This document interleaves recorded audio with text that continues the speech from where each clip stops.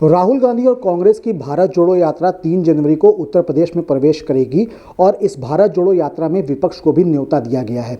लेकिन जो विपक्षी दल है वो शुभकामनाएं तो दे रहा है, लेकिन उनकी मौजूदगी कहीं ना कहीं अभी भी संशय में है। सर, भारत जोड़ो यात्रा एक महत्वाकांक्षी यात्रा कांग्रेस की है और राहुल गांधी इसको लेकर लगातार आगे बढ़ रहे हैं। 3 जनवरी को उत्तर प्रदेश में प्रवेश कर रही है। क्या लगता है सर कि भारत जोड़ो यात्रा से कांग्रेस को कितना फायदा पहुँचने की उम्मीद है? देखिए, पहली बात तो भारत पहले से जुड़ा हुआ है, लेकिन यह है कि अपनी राजनीतिक पार्टियां और राहुल गांधी जी की इमेज को और अपनी जीवंतता बनाए रखने के लिए राजनीतिक दल कुछ न कुछ अपना करते हैं। खैर, वो उनकी अपनी एक तरीका है।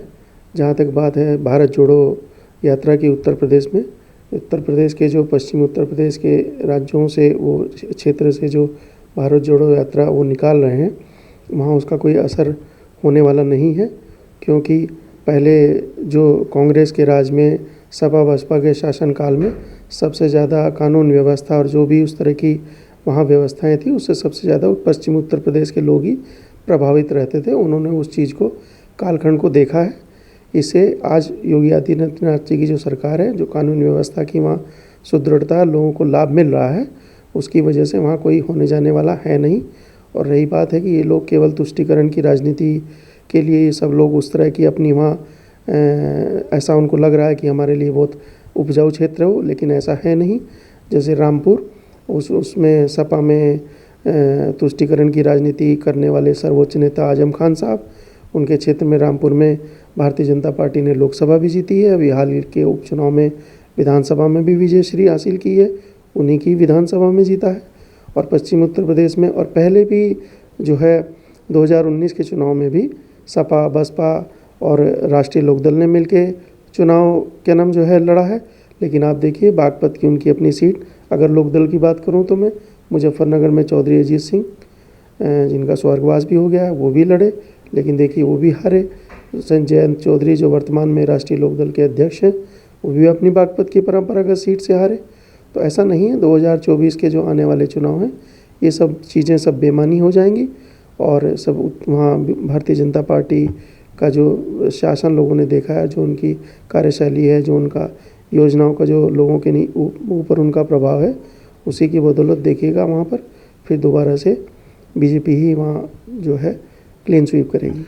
सर, भारत जोड़ो यात्रा उत्तर प्रदेश में तो पहुंच रही है और इसके लिए कांग्रेस ने विपक्षी दलों को भी न्योता भेजा है। हालांकि विपक्षी दलों ने शुभकामनाएं तो भेजी हैं, लेकिन अभी उनका वहां पे पहुंचने पर संशय बरकरार है। जैसे अगर अखिलेश यादव को देखें या मायावती को देखें, इन दोनों लोगों ने ही जो है वो शुभकामनाएं भेजी हैं, लेकिन इनका वहाँ पहुँचना अभी भी संशय है। क्या लगता है सर, क्या विपक्ष एकजुट होने की जो कवायद है वो उत्तर प्रदेश में देखने को नहीं मिलेगी? क्या कैसे हो जाएगी? संभव ही नहीं है, क्योंकि आप अगर देखें तो उत्तर प्रदेश में जो चुनाव है, लोकसभा का चुनाव है आने वाले, तो प्रधानमंत्री का चुनाव है, पूरे देश का चुनाव है। तो अखिलेश यादव जी से बड़े बड़े नेता देश में मौजूद हैं। ममता बनर्जी को कहाँ इग्नोर करेंगे आप? नीतीश कुमार जी को कहाँ ले जाएंगे? वहाँ उड़ीसा में नवीन पटनायक को कहाँ ले जाएंगे? वो भी 3 बार के सीएम हैं। नीतीश कुमार भी 15 साल से मुख्यमंत्री हैं। ममता बनर्जी का भी अपना एक वजूद है। तो कहने का मेरा मतलब ये है कि ये सब ख्याली पुलाव हैं। आपस में सभी लोग प्रधानमंत्री पद के उम्मीदवार हैं, तो कैसे उसमें एक दूसरे से जो सामंजस्य बनाने की लोग ये कोशिश कर रहे हैं, आपस में सबकी राजनीतिक महत्वाकांक्षाएं एक दूसरे से टकराएंगी, तो चीज़ें कभी आपस में एक हो ही नहीं सकती। लेकिन ये है, फिलहाल अगर इनका कुछ इस तरह का विचार है, वो करके उसको एक अपना प्रयोग, पहले भी कई बार ये ऐसे प्रयोग हो चुके हैं, लेकिन वो सब असफल ही साबित हुए हैं। लेकिन इस बार भी अगर वो ऐसा कोशिश कर रहे हैं तो ठीक है, उनको करने में, प्रयास करने में तो किसी की कोई खराबी हम नहीं मानते और उनको करना चाहिए। सर, भारत जोड़ो यात्रा का जो रूट है वो कहीं ना कहीं पश्चिमी उत्तर प्रदेश को जोड़ता हुआ नजर आ रहा है। भारतीय जनता पार्टी जो अभी बीता चुनाव हुआ उसमें कहीं ना कहीं पश्चिमी उत्तर प्रदेश में जो प्रदर्शन रहा वो समझ से थोड़ा सा परे है। हालांकि सरकार ज़रूर उत्तर प्रदेश में बनी है, लेकिन पश्चिमी उत्तर प्रदेश कहीं ना कहीं जो है वो भाजपा से अलग होता हुआ नजर आ रहा है। क्या लगता है सर, 2024 का जो लोकसभा चुनाव है उसमें पश्चिमी उत्तर प्रदेश पर कांग्रेस का फोकस कुछ चीज़ें प्रदर्शित कर रहा है? नहीं, ऐसा नहीं है। ये अभी वहाँ पश्चिम उत्तर प्रदेश में जो 2 सीटों पे विधानसभा के उपचुनाव हुए, उसमें जो एक आजमगढ़ की सीट, रामपुर की सीट थी और दूसरी खतौली की सीट थी। खतौली की सीट बीजेपी को ज़रूर उसमें हार मिली है और उसकी वजह से उनको ऐसा लगता है, सभी विपक्षी दलों को, कि भाई वहाँ से मुस्लिम, जाट और गुजर समुदाय का एक ऐसा गठजोड़ बनता दिख रहा है, जिसके भरोसे वो अपनी लग रहे हैं कि अपनी नैया पार हो जाएगी।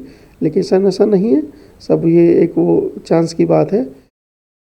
तो कुल मिलाकर साफ है कि उत्तर प्रदेश में भारत जोड़ो यात्रा प्रवेश तो जरूर कर रही है, लेकिन जो समीकरण बनाने की कोशिश की जा रही है, शायद आने वाले चुनाव में वो समीकरण ना बन पाए, क्योंकि भारतीय जनता पार्टी पहले से ही एक्टिव है।